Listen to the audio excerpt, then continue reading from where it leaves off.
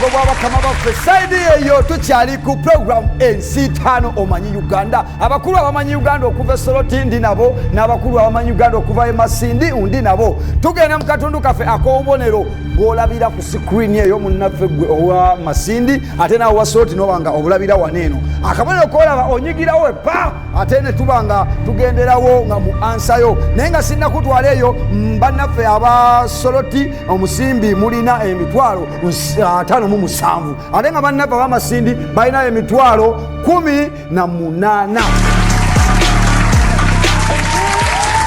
Tugende n'akabonero kaffe akasooka maaso ku lutimbe.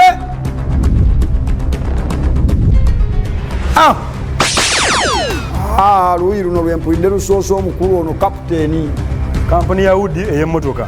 Kampuni ya Audi ey'emmotoka. Kampuni ya Audi ey'emmotoka emitwalo 3 bweddu saidi ya Soroti mpa akabonero akaddako. Akabonero kaako bannange bantera kalabawa kalinganga ekinyonyi ekimanyuseeko ebiwawaatiro bakatunuulidde kigenda baluma nnyo nga nze bawadde ansa kigenda baluma.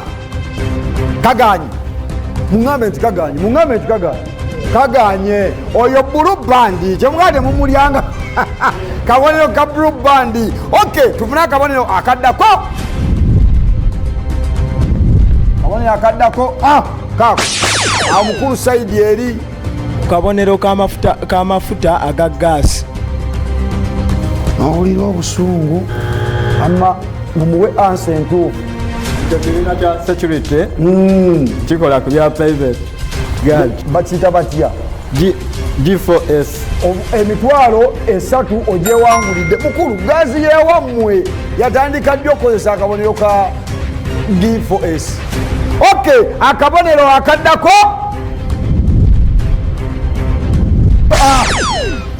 Omukulu yasoose captain side eno. Logo ya Instagram. Logo ya Instagram bakola biki? mukutu gwa mugatta bantu. Emitwalo 3 ogyewangulidde. Eruyi luno mubeeremu ne vibe temutya. Leeta akabonero akaddako. Captain se Soroti kaka akabonero bonyize.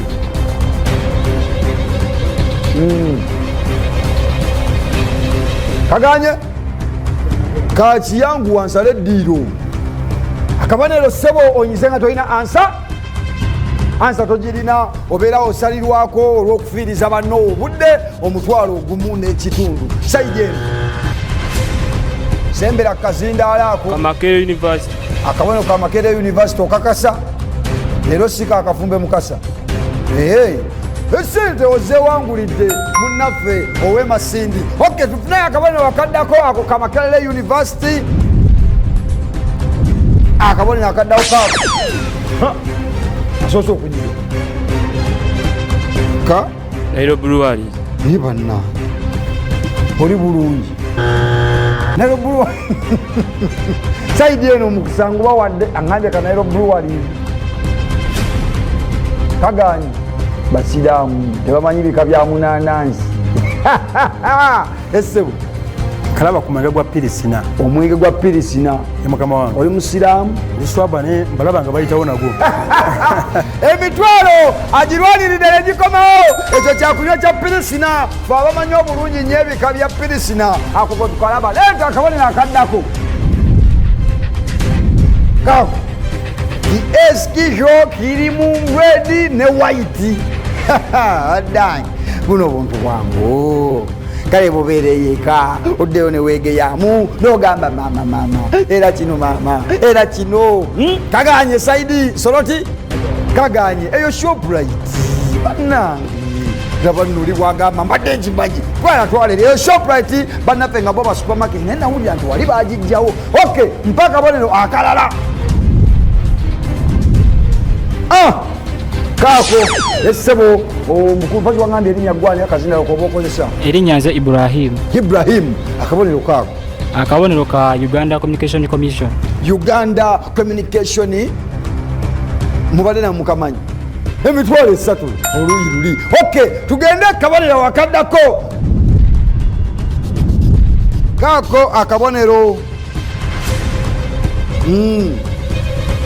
bakalaba anyi waliwo Kabaka Mwanga mukulu oli yasoose. Waliwo Kabaka Mwanga we yagambira abajulizi abo bagende battibwe ne babakumako omuliro. Muwadde mukatunulira nga abalaba emmuli ziri ezaayo abajulizi. Kakati ssebo ku kabonero ka African Queen wangi taata, kabonero ka African Queen era nga ttendekero lya African Queen balisangibwa awa somanga yeeyo bakulu wali asobola omulonda African Queen simumanyi bulungi. Sibu soko byosembere bulungi Esimbo ya Christian University. Okay, Christian University bwe banga bwetyo bweri emitwalo gyo meka obunkenke buli wano mu nsi ttaano. Tugende kamono kaffe akasembayo. Mukulu asoose muwulidde luyiru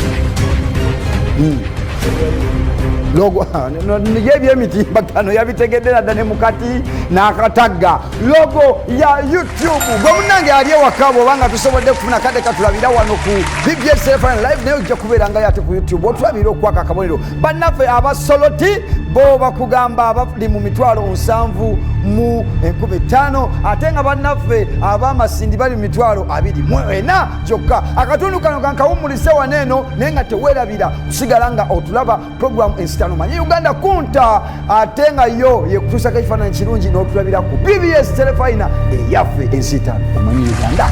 Gwewaka kino kye kibuuzo kyo. Weereza ansa yo mu text message ku namba y'essimu gy'olaba wansi awo. Ensitano Omannyi Uganda.